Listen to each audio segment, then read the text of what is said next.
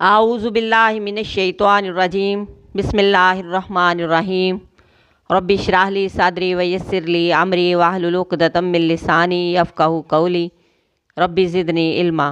سورہ بقرہ کی آیت نمبر 276۔ یمحق اللہ الربا، مٹاتا ہے اللہ سود کو، ویربی الصدقات، اور وہ بڑھاتا ہے صدقات کو، واللہ، اور اللہ، لا یحب، نہیں وہ پسند کرتا، کلا، ہر، کفارن، سخت ناشکرے، اسیم، بہت گناہ گار کو۔ اللہ سود کو مٹاتا ہے اور صدقات کو بڑھاتا ہے، صدقات میں اضافہ کرتا ہے۔ ہمارا دین ہمدردی اور خیر خواہی کا درس دیتا ہے۔ دین اسلام میں بندوں کے باہمی حقوق کی پہچان کرائی گئی ہے۔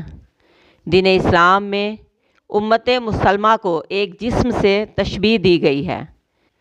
اگر جسم کا ایک حصہ بیمار ہو تو دوسرے حصے بھی تکلیف محسوس کرتے ہیں، لیکن سود کا نظام انسانوں میں خود غرضی پیدا کرتا ہے۔ سود لینے والے کسی کے دکھ درد میں کام آنے کی بجائے ان کے دکھ درد سے فائدہ اٹھاتے ہیں، اس لیے سود کو حرام قرار دے دیا گیا۔ صدقات میں بغیر کسی معاوضے کے، بغیر کسی لالچ کے انسان اپنا مال اللہ کی راہ میں دیتا ہے، اور سود میں انسان بغیر کسی معاوضے کے دوسروں کا مال حاصل کرنے کے لالچ میں لگا رہتا ہے۔ سود میں دنیا کا وقتی فائدہ ہے اور صدقات میں آخرت کا فائدہ ہے، اس لیے اللہ تبارک و تعالیٰ سود کو معاشرہ میں بڑھنے نہیں دینا چاہتا، بالکل ختم کرنا چاہتا ہے، اور صدقات کے نظام کو بڑھانا چاہتا ہے۔ لہٰذا سود کے نظام کو ختم اور صدقات کو عام کرنا چاہیے۔ اسلام چاہتا ہے کہ ایک انسان دوسرے انسان کی ضروریات پوری کرنے میں تعاون کرے۔ انسان صرف اپنے لیے ہی نہ جیے بلکہ دوسروں کے لیے بھی جینا سیکھے۔ حدیث میں ہے کہ جس کا مال سود سے زیادہ ہوگا آخر کار وہ قلت کی طرف جائے گا۔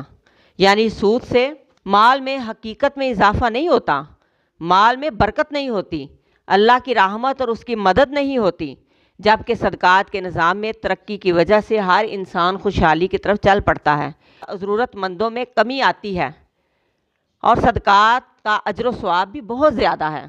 صدقہ کرنے سے مال میں برکت اور اللہ کی رحمت اور مدد شامل ہوتی ہے، اور اللہ ایسے کسی شخص سے محبت نہیں کرتا جو نہ شکرا ہو، دوسروں کی حق تلفی کرنے والا ہو۔ سود ظلم کو جنم دیتا ہے، صدقہ احسان کو اور صلہ رحمی کو جنم دیتا ہے۔ لہٰذا سود کے نظام کو بالکل ختم کر دینا چاہیے اور صدقات کو عام کرنا چاہیے، تاکہ اس کا فائدہ دنیا میں بھی ہم حاصل کریں اور آخرت میں بھی بے پناہ اجر و ثواب کے مستحق ہوں۔